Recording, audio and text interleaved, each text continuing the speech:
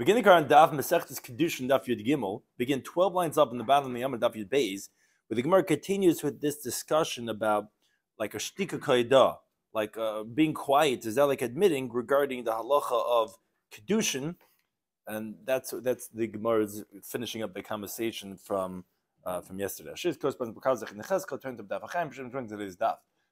today's daf, like I mentioned, is that of shtika, is that when he gives her a Kidushin, and it's not necessarily a Kidushin, but is her silence golden that it's going to be like as if she's admitting to the Kidushin? The halacha of karka niknas b'pachas Shabbat Pruta, could you acquire a piece of property less than the Shabbat Pruta, and that relates to the Isha being acquired less than the Shabbat Pruta. Any day b'tiv gittin b'kedushin, regarding if someone does not know about all the pratim of gittin b'kedushin, he should not be involved in it.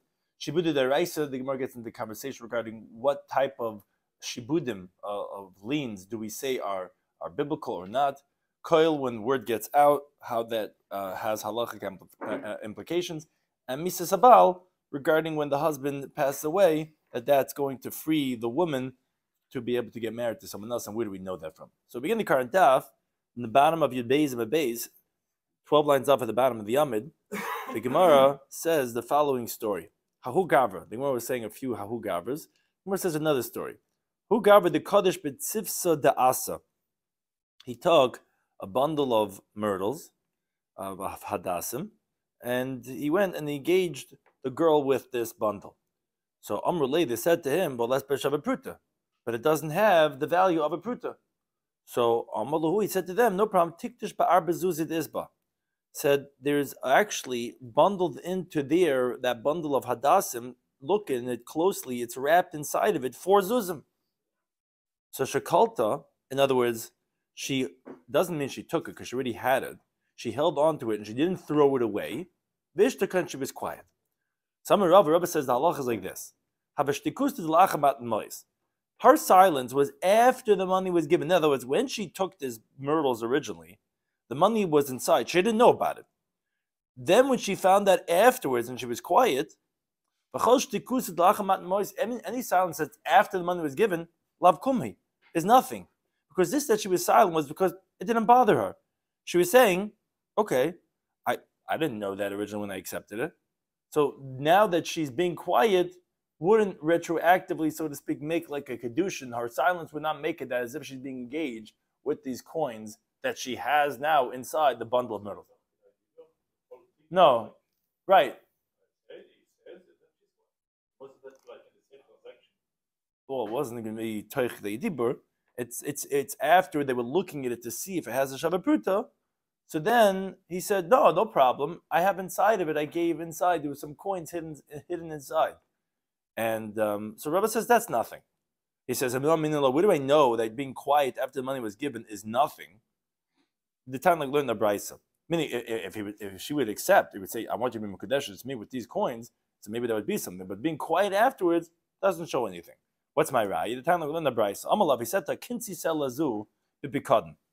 Here, take this sela, this coin, as a deposit. And then he tells us, I want you to be engaged with it. So the Brisa explains. If B'shas Matan Mois, what does that mean, B'shas Matan Mois? If before she accepts it, he tells her, I want you to be engaged to me with this, then Mekadesh, then she'd be engaged, because when she received it, was with that intention. Lacha Matan Mois, if it was after the money was given, and this is going to be discussed a few different times, after the money was given, if she's ratzasa, if she was agreeable to be engaged with this money, Mukadesh is going to be engaged. Loy ratzasa, if she's not agreeable, in the Mukadesh not going to be engaged. So the Gemara explains, says Rava, how do you translate this brisa? My ratzasa, my loy ratzasa. What does it mean if she's agreeable, it's going to be Kidushin? And if not, it's not. If being agreeable means the Amr, and she says, yes, this money that you gave me for deposit, now it's 2 days later, and you say, you know what, honey, I want you to be engaged with me with it. And she says yes, and later means the Amr later. She says not. Machlal, the inference is the Reisha, the first case, when he tells it to her, when he's giving it to her, which doesn't differentiate between ratzasa or loy ratzasa. So as you continue top of on Yigimel Amid Aleph, ki Amr loy, that when she says no, because again the Reisha is not differentiating between ratzasa and loy ratzasa. So that would sound like that would be where even if she says no, not may have a Kidushin, that it's going to be Kidushin also. You're telling me only when he gave it to her as a Bekadon, and then he subsequently said it to her. But when he originally gives it to her as Kidushin, then the Brisa doesn't say anything between any differentiation between Ratza and Loi Ratza. It sounds like even Loi Ratza would be a Kidushin. But why would it be a Kidushin? But she's saying no. Elulav, obviously you cannot translate Loi Ratza as saying that I don't want to. Rather, Elulav, Ratza is Damri in. Yeah, being agreeable is where she says yes. Loi Ratza being saying she's not agreeable is the Ishtika Mashtaka, if she is quiet. So when it says Loi Ratza, what it means to say is she didn't say Roitza Ani that I want to. So when he's telling it to her, when he's giving it to her, yeah. So I'm not saying anything between Ratza and Loi Ratza, because even quote unquote Loi Ratza, if I'm telling her Harei Mekadeshesli, she doesn't say yes, would still be an acceptance. But the inference is that the Seifa that said when he originally gave it to her as a deposit, and then a few days later he tells her, or whatever, a few hours later, whatever, he tells her, oh, I want you to be Mekadeshes with me. So Ratza is like, she says yes. Okay, great. Now I'm giving you this gift. It's yours. So she's Mekadeshes. Loi Ratza, we said, is Ein Mekadeshes. Shmamina proves my point. Shtika delachamat mois. Being quiet when I'm telling you I want to be Kidushin after the money was given, Loi Klumhi, that's nothing, because that she's quiet is because it doesn't bother her. And that's Rabba's proof for this story that happened with the bundle of money inside the bunch of Hadassim, that even though she finds it afterwards, says, oh, yeah, that's what I'm being engaging her with, that's not going to work. How does he know that means quiet? Maybe Loratza means that she said no. No, it can't be. The finish is that she said no after she got it, and even though it's not Kidushin. Could be, right, but the only problem is, the Reisha says if he tells her at the time he's giving her the money, he says, I want you to be Mekadeshes to me. So the Reisha says, doesn't say anything between Ratza and Loi Ratza, she's going to be Mekadeshes. Obviously, the Reisha is not differentiating between Ratza and Loi Ratza. Even if it would be Loi Ratza, because or else you should have differentiated, she would still be Mekadeshes. Loi Ratza says, no, how could she be Mekadeshes? Obviously, Loi Ratza is not saying no, it's just she didn't say yes. But you're taking the money from him when he's saying Harei Mekadeshes. So that's going to be Mekadeshes. So you see, it's the case of being quiet, and therefore, that's the proof for Rava's halacha. However, in Pumnara, they found the difficulty was the teaching of Rava in the name of Rav Huna Bered of Yeshua. What was the question? They said, "Mi dami? Is it really comparable? The case over here that there's silence of this brisa by the Pekadon, when then he subsequently said it later. Oh, I wanted to be a Kidushin, and she was quiet. To the case of Rava, where he gave her a mat of myrtles, and then he was a bundle of myrtle, and then inside was money, that she was quiet over there. It's not the same case that Rava is comparing to. It's not a good raya. Hasim over there by the case of the Bryce of Kinsi Pekadon, take it as a Pekadon, and then later he says, I wanted to be a Kidushin. But Teires Pekadon Yavin and Allah. He originally gave it to her in the context of, I want you to be a guardian for me. I want you to watch this ring for me. So when he subsequently says, I want you to be engaged to me with it, Savra, she thinks, Isha dina lohu im mitviri, if I throw it and it breaks, I'm going to be liable. So I'm not going to throw it away. So why am I not protesting? Because I don't have to, I'm not going to go out of my way to say, no. I'm not saying anything. But I definitely can't throw it away because I was already asked to be a shemeret. I was already a guardian. Over here, but the case of the tzivsa by the hadassim, but Teiches Kidushin Yavin and Allah, originally when he gave it to her, was in the context of a Kidushin. Now, although the Rabbanim are looking and saying, hey, this tzivsa is not worth a shavapruta. But when he subsequently says, wait a second, look inside. He's one of those guys that likes, those hunts they do everywhere, finding things, they're all over, whatever American they're doing, they'll find it. He's like, no, look inside. The zuzim, that's what I gave it to her. Oh, so if it's true that she was not pleased with it, l'shadinu, she should have thrown it to the ground because she's not a shemeres, she's not a guardian, she doesn't have any responsibility over here. So therefore, they didn't like Rava's comparison to two halachas. It's not true. They're different. One of them, quiet means one thing, and one of them quiet means something else. Because by the case of shemeres, quiet, you're right, doesn't mean she's accepting the Kidushin. She's like, what am I supposed to do? I have to hold on to it. I'm a guardian. But in the case of Kidushin, you should have thrown it away. You should have protested. The fact that you didn't, maybe it should be that you are accepting Kidushin because the initial giving was for Kidushin purposes. However, on that question, Parach Rav Achai. Rav Achai asks on those who questioned Rav, basically an answer. You think Atu Kolanashi, you think all women, Dina Gemiri, you think they learn halacha to know this, that there's a difference, and to know that since she didn't accept any responsibility for Shmira, if she would throw it away, she wouldn't be chayiv? What do you mean? Hachanami Safa, here also she thinks, if I throw it away and it breaks, I'm going to be responsible. In other words, she's not throwing it away. It doesn't show that she's agreeable for Kedushin.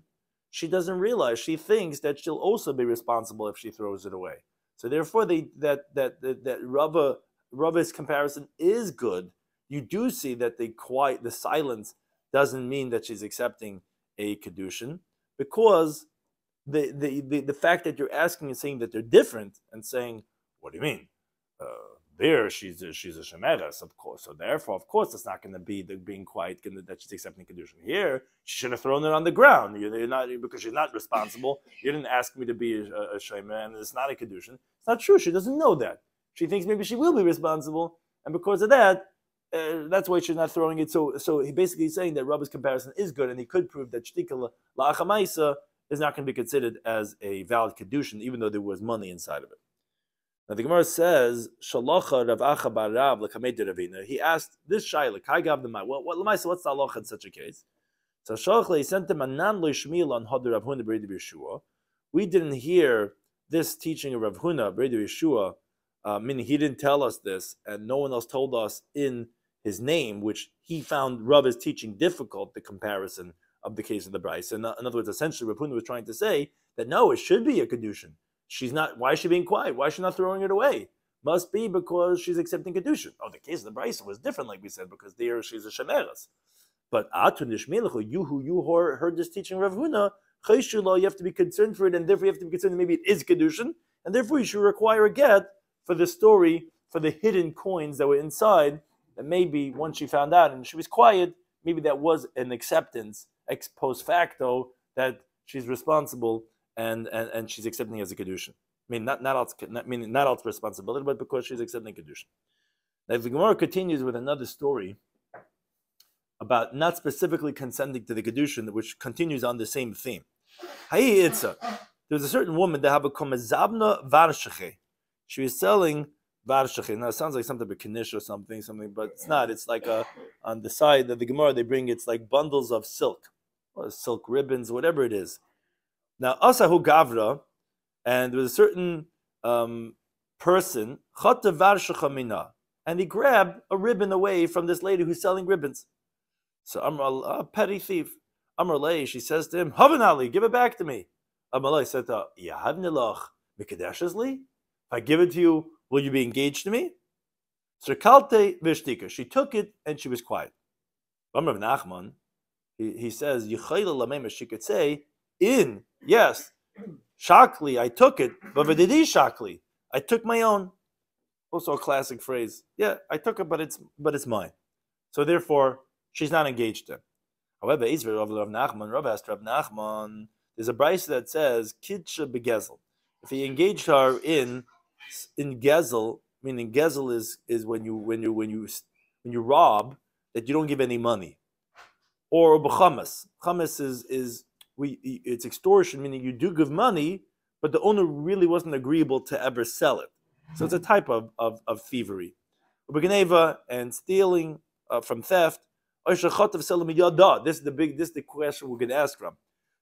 Says, so if he gets her engaged with something that he stole, or let's say he snatched a coin from her hand, and then he goes, gives her back that coin, she is engaged. So that's exactly refutes what Rav Nachman said. Rav Nachman said if he takes the ribbon and he gives it, says you're going to get engaged to me, and she takes it, and then she's not going to be mukadeshes because I'm taking my own thing. But you see, the Bride says clearly that if he snatches a coin and gives it to her, she's going to be mukadeshes.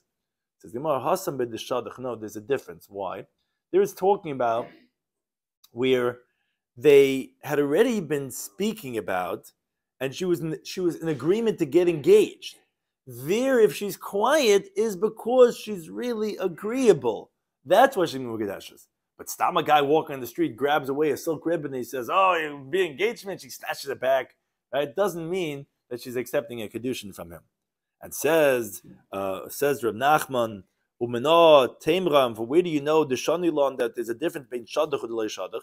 That if they had been talking about getting engaged, that there would be a difference in this halacha of giving her own thing back to her, if that's considered engagement or not. Basically, he's going to say a contradiction, which is going to show us that you have to resolve it with this differentiation of shadach, if they had been in shadduchim already or not. Like the Brisa teaches, Amalof, let's say he tells her, Kinsi selazu shani chayiv lechi. Here, take this coin that I owe you, and then then he says to her, Hishkashli boy, you know this $10 I owe you? You take this $10, but I want you to be engaged with the $10. So it says the Brisa like this, and this is a similar like conversation we had before regarding Ratza, Loi Ratza. If B'shas Matan Mois, if when he's giving the money, Ratza saw she's in agreement, okay, Mukadesh, she's engaged. She's taking the money as engagement money. Loi Ratza, if she's not in agreement, ain't Mukadesh, not going to be engaged. That's if it's during when he's giving the money. But if it's L'Acha Matan Mois, if it's already after you give the money, then the fellow Ratza ain't Mukadesh. And even if she's in agreement, 5 days later, he says, you know the money I paid you back for that soda or whatever? I want that to be Kidushin money. So then says the Brisa, even if she's in agreement, in Mukadesh not going to be engaged. So says the Gemara, let's translate. My Ratza, my Loi Ratza. What does the Brisa mean when it says in agreement or not in agreement? Ilem Ratza, if you think to say in agreement means the Amra in, that she says yes. Loi Ratza means the Amra Loi, she says no. Okay, ha'ishtaka, sounds like, but if she doesn't say no, she's just quiet. Sounds like, have a Kidushin, that would be a Kidushin. If that's the case, the Ministi Mukadeshes stop.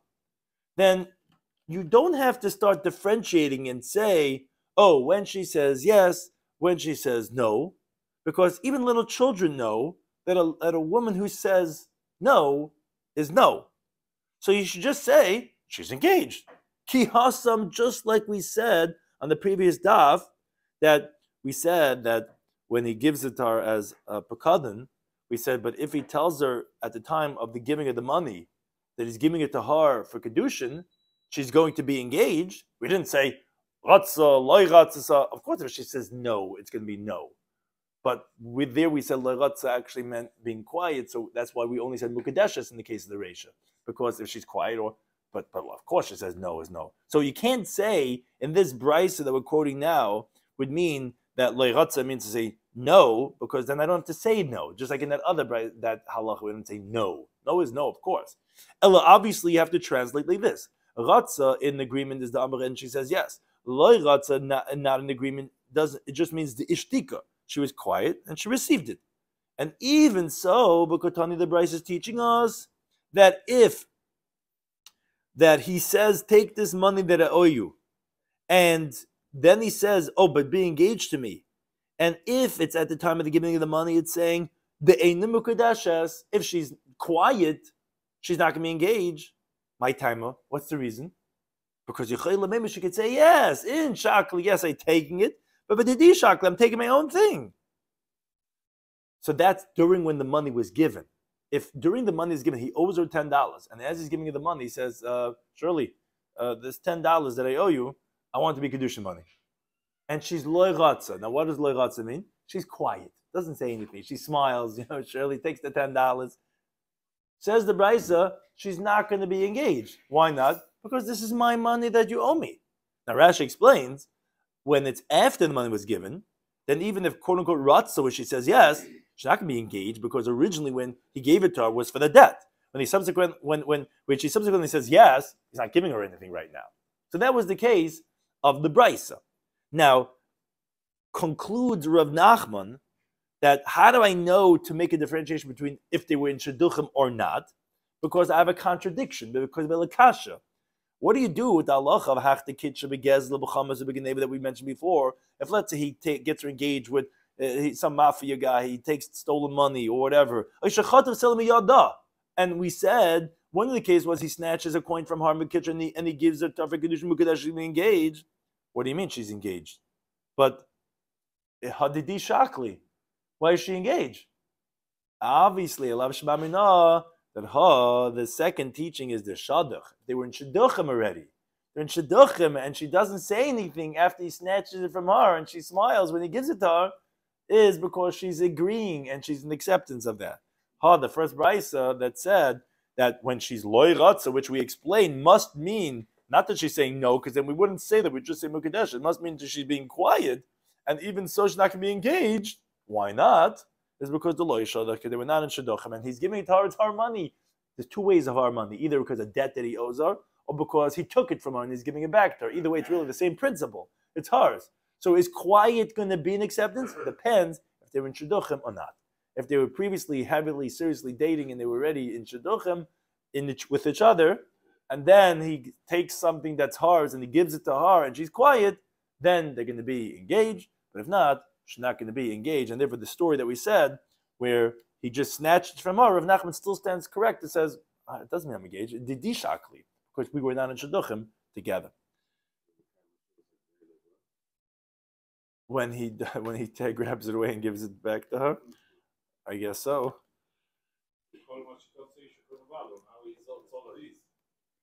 Oh, when he's saying when they get engaged.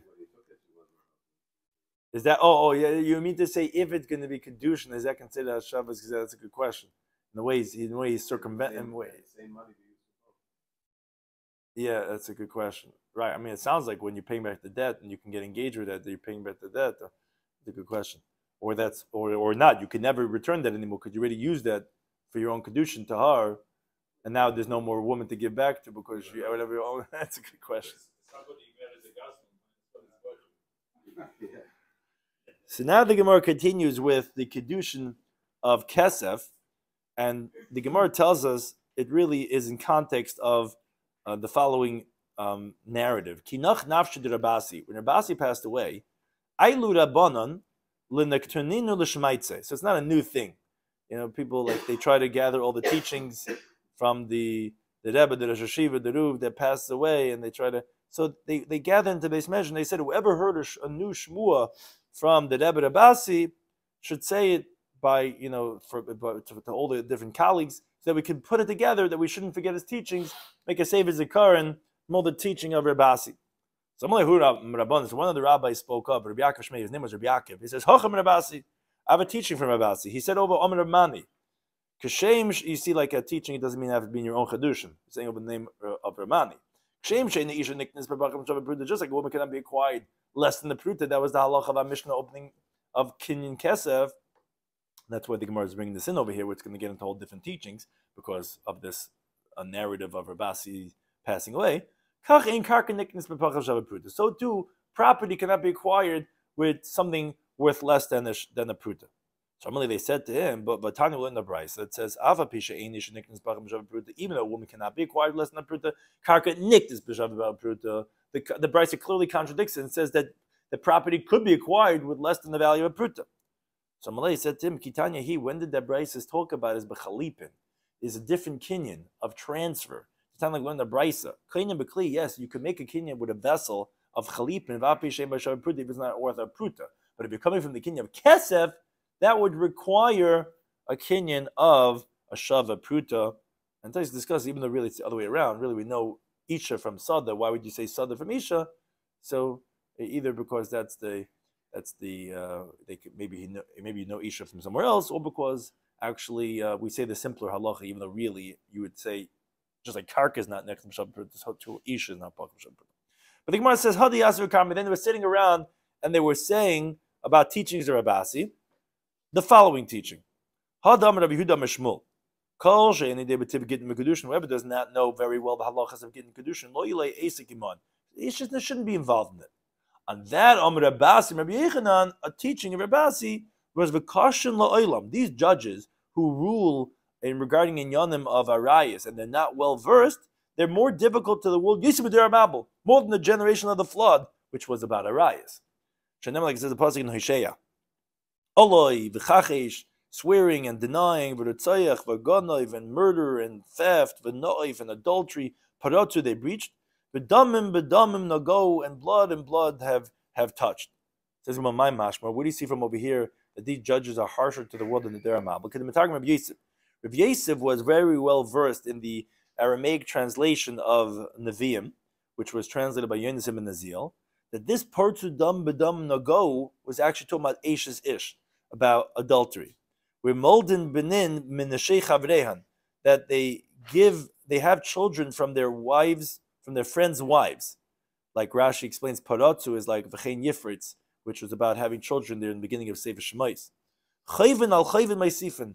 They add on guilt on guilt. It says after that, it says al kain tebel aretz. Therefore, the land will mourn. V'umlal kol yeshev ba, and all those who dwell over there will be forlorn. V'chayas asadeh, in the wild animals of the field. Ba'if hashemayim, the birds of the heaven. V'gam the geha yom yasaf v'goyim, and even the fish in the sea will be killed. Now, since this is about Eshes Ish, and these judges who rule regarding Eshes Ish, they don't know what's a get, what's a Kidushin, and then they're letting someone else marry this guy's wife, because quote unquote she's divorced. So for that sin, we see that even the fish in the sea are going to die. Because that's what the pasuk is talking about, the way Rabbi Yosef translated from the Aramaic. But the generation of the flood, as terrible as they were, the world had to be wiped out. The fish in the sea were not part of the Gezerah. Like says the pasuk in Bereshis, from all that was on the dry land died. But not the fish in the sea. That's why Shabbos we eat the fish in the sea. They weren't in the Gezerah, they weren't in the Darhamabel. But over here, you see that the pasuk says that even the fish in the sea are going to die. You see how terrible these Dayanim are, the judging these Inyanim that don't know what they're talking about. It says the Gemara, wait a second, maybe say Ad Abel Kulu. Maybe it's all these things. There were a lot of things over there. There was cursing, murder, thievery. Like, how do you know it's just about this damim b'damim nago that's the cause of the preaches of these judges? So, no, they can't entertain to say that, because the Chassid says in the pasuk in Yirmiyah, Allah, because of the oath of the haaretz, the land is in mourning. So what you see from over there is that each one we're saying al kain tavel, because Allah is one of those of the first pasuk, and it's mentioned individually. It says about baka, maybe say oath is one thing, and those other ones are independent. Maybe it's not everyone individually. And that says the Gemara, it's Getin Daman Veis. No, miksiv of faratzu. Does it say and they breached, which would be adding on to what it said originally, that you'll say al kain is going on everything? No, paratzu ksiv. It's its own teaching. On this itself, where it says dam b'dam nago, only on that is al kain tevel aretz, and that was explained to be where you're talking about the married woman that's having children from another man, and therefore you see that pirza is going to be independent, and therefore you see it's more terrible, said Rabbah this teaching, than the Der Hamabel, because the Der Hamabel, at least the fish weren't killed. Then how the Yasvi coming again? The Chassidim was sitting around talking about the Rebbe, and they said another teaching. Haditnan, a Mishnah Masechet is Kinim, that says Ha'isha, a woman that gave birth, Shavicha Taso Mesa. So a woman that gives birth, a Yeledis, has to bring 2 karbanas. She has to bring, after 40 days, she brings the carbon chatas, and she brings a carbon that's an oila. What happens if the woman was difficult childbirth, had to do emergency, and then shavi chatasa, she made it till whatever, she brought her carbon chatas, and then she died. So Allah is yaviu yershin eilasa. So the yershin bring her oila. He says, but busha frishasa michayim. It's if she had already separated this carbon oila when she was still alive. And that's, we're telling you that they're going to sacrifice it after she dies. But if she had not separated this oila, it wasn't there when she was still alive, then lie. Then the Tana is not telling us to force the Yershim to sacrifice it, because the asset, the estate, doesn't have the responsibility to bring this carbon. Oh, so Amaksava, obviously Shmuel holds, Shibuda, the lien, in other words, this that the rabbis say, that on the nechasim of a person, his estate, his assets are meshubed for the debt that's incumbent upon the dead person, is lav deirais. Is not biblical to say that, a person's estate is a guarantor for him, and that they're meshubed from the halach of a guarantor, and that the oral loan and a documented loan should be the same. No, rather, a documented loan, which that's indebted, that's where you write, my estate is responsible, then it's meshubed. But an oral loan, like the carbon oila, there's no recorded document of this carbon oila, that there's not going to be any shibudim. That's the way Shmuel obviously holds, and therefore they're not going to have to bring an oila from the estate. On that, Rav Asi, we were saying over teachings of Rav Asi, he says Rabbi Yochanan. He says, and again, this is also that they were gathering his teachings, and he said over there that he said in Rabbi Yochanan that no, even though she had not separated this oila when she was still alive, even so the Yarshim are going to bring a carbon oila. So obviously he holds she would have a deraisa that the lien of the oila is biblical obligation, and therefore, even though she had not separated, but the estate has this obligation, a biblical obligation, and therefore they're going to have to separate it even after she died. Says the Gemara, these Amoram themselves, Shmuel and Yochanan, we already had this machlekes once before. What are we teaching more than what we know in this context? Because in a different context, they already said this machlekes. The Rav and Shmuel, the Amar Tabaya, both Rav and Shmuel, and we're picking on Shmuel, but both of them had said, Milva Peh, an oral loan, in a government Yarshin. You cannot collect from inheritors. Why? Because Shibuda, the lien on the property, is not biblical, and therefore when he dies, the oral loan cannot be collected from the Yarshin, from the inheritors, and for sure, those who bought from this guy who died, you cannot collect from them because there's no biblical lien. But if it was a recorded loan in the document, so he himself indebted himself, when he writes, my estate is responsible for you, then he would be responsible, but not a milva peh. That's Shmuel. Well, if he's not dead, he has to give. So he owes the loan.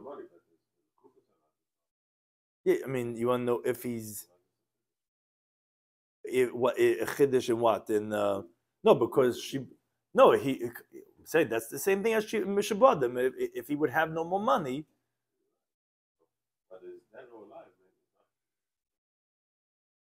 For the Lekuches. Right, would it make a difference? Not, right. Here we're talking about, only talking about dead simply because of the case of Yersh. Right. And Rabbi Shloimy, they both say, Milva Peh Goiva, an oral loan you collect, Beimin Yershin, Beimin Lekuches. Which obviously he's saying because she would do deraisa. So we already know this machlekes. Why are we saying it a second time over here? The Gemara says it's necessary. Because the Yetmabah had we said only over here by a milva peh, the second case we just brought, I would say B'hakam Shmuel. This is where Shmuel says that there's no shibud, mishum delay milva ksuva b'teirehi, because it's not only is it not documented in the document, it's not even a loan that's written in the Torah. There's no obligation from the king Hashem. It's just this guy and this guy, borrowed a dollar from him. So maybe that's where Shmuel says that there's no shibudim on the Yarshim Lekuches.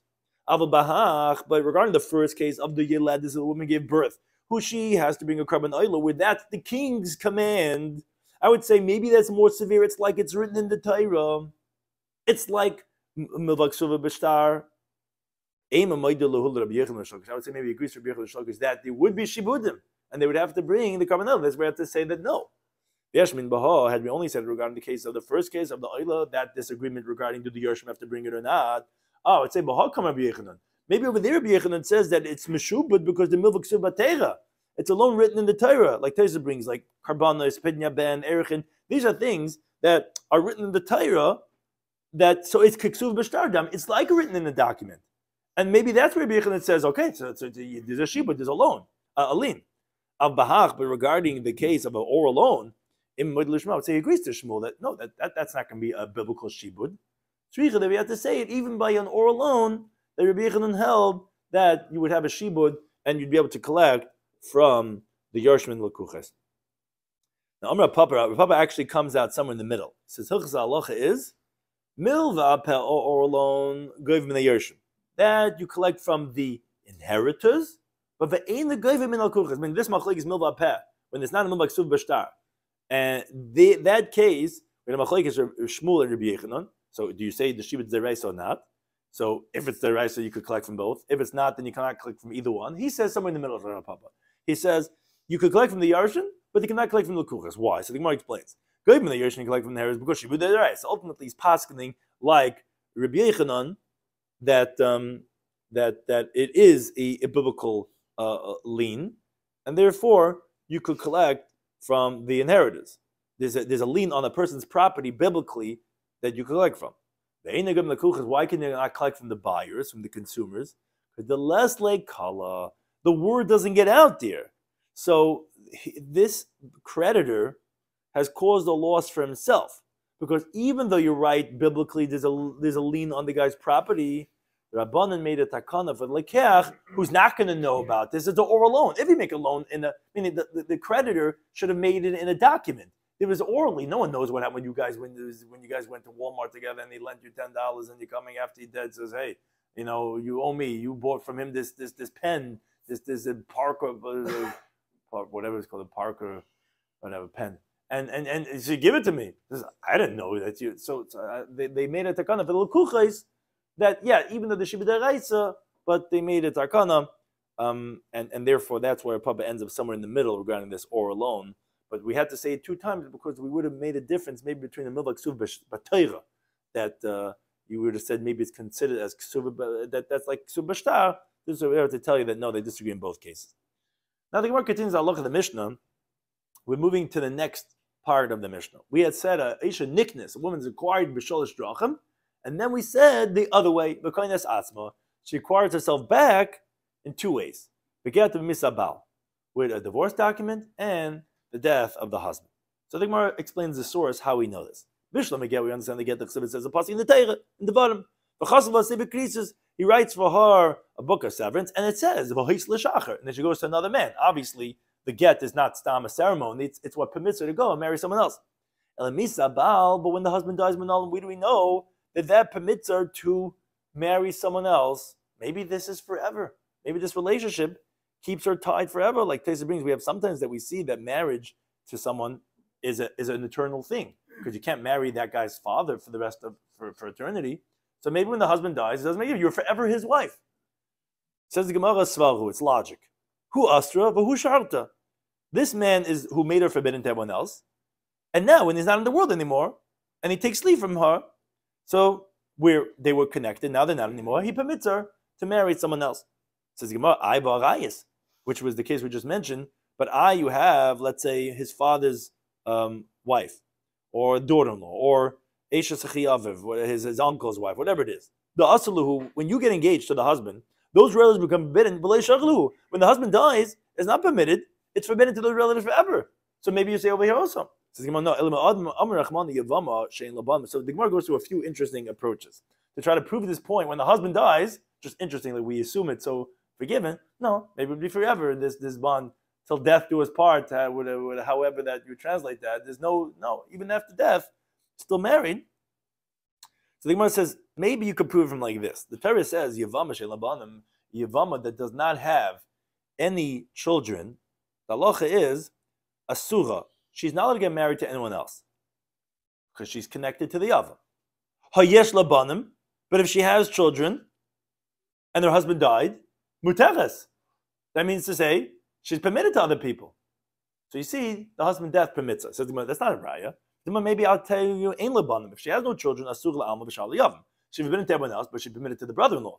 The yesh labanim, if she has children, maybe l'kuli yamanam. Maybe she's permitted to everyone. Says the Gemara, okay, Ella, I'll try a different approach. But Rahman Torah says, Alman l'kan gal. Very interesting, creative ways the Gemara tries to come at this. Alman l'kan gal asura. We know that Allah is that a widow to a high priest is forbidden to get married. Kohen hadjit, but to a regular Kohen chariot, permitted. Wait a second, that's a widow. Her husband died. I thought when the husband dies, you're forbidden forever. Obviously, you're permitted. The fact that she's only forbidden to a Kohen Gadol. Says the Gemara, no, that's not a right either. But dim l'Kohen Gadol b'lav. Maybe when you get married to a high priest, the Torah says a negative prohibition of Torah that she's not allowed to. It says in negative terminology. But the Kul Alma say, maybe to everyone else, you're violating a positive commandment where Taisa says from the Ri, what would the asay be? Would be the asay of Eshes Ish. V'davik be'ishtay. You have to connect to your wife and not be'eshes chaverei. So therefore, maybe when it says v'shilcha mebeisai v'yatzav ha'islish achar, maybe that's only through gerushin, not through death. And v'shilcha means actually you send her away and not a different one, which Rashi explains differently. He says that's the asay. Because the lava b'machal asay is asay. Taisa says from the David b'ishtay. What's this asay? What's this asay? Saying there's a negative prohibition for the amana and to the Kohen Gadol. And what's for the regular person? That's asay. Which asay? So Rashi is trying to figure it out. Taisa says it's v'davik b'ishtay. That would be the asay that you're violating. Rashi says no. He says it's a diuk because it says that you send this woman away with a get, and then she could marry someone else. It says in the singular, you send her away. Would be not a different one. Which one would be the one that the husband died? That would be a lava blah blah say. It's inferred from what you should do, a negative prohibition that has a quality like an essay. So be that as it may, how do you know that Amon is allowed to marry someone? Maybe for Kohen Gadol it's only love and everyone else is assay. Says Gemara, wait a second. Hi assay, if it's a positive commandment that would be violated, maya vidite. What does that mean? That you're telling me that the original Isser Eishes Ish that she had when the husband was alive, which was a negative prohibition, and Karis, you tell me that's not here anymore because he's dead. But you're telling me because if the Isser Karis would still be here when after the husband dies, Amal Kohen Gadol wouldn't make sense. A negative prohibition to the Kohen Gadol, it's a Isser Chiv Karis of Eishes Ish. Obviously, you're telling me that when the husband dies, she's not as she always was. Obviously, can't be the same exact because it would be a chiv of kares, right? Eishes Ish. Obviously, if you tell me it's only negative prohibition, obviously it's not the same exact thing. So I'm just saying, no. For Kohen Gadol is lav, but for everyone else would be asay. Then the Gemara says, wait a second, what would that mean? If the husband's death is effective, that it removes it, it should be totally permitted. If the husband's death is not effective, where that the pasuk's telling you that only get sends her away, but death does not send her away. That's what you're saying from Vishilcha. So it took me Maisa. So then she should remain in the original status, and I don't need to have a negative prohibition by Kohen Gadol. She's chiv kares of Eishes Ish.